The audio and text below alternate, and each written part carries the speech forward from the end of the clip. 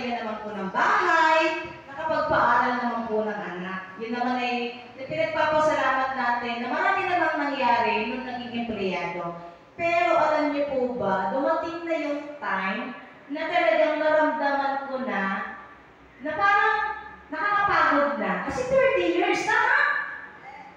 Nakakasawa na ba yung araw-araw, tuwing umaga, gigising ka para pumasok, tapos uuwi ka halos gabi na. Tama po? Meron po bang empleyado pa dito? Meron pa bang empleyado? Wala na? So, ako masarap naman pala dito, wala nang empleyado.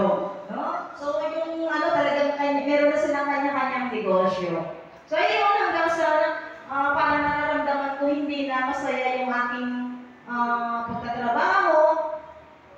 At nagulat ako minsan na nangyari, sumama yung pakiramdam ko. Sabi ko, bakit ganito yung pakiramdam ko? Alam niyo po, wala po kaming lahi ng diabetes, pero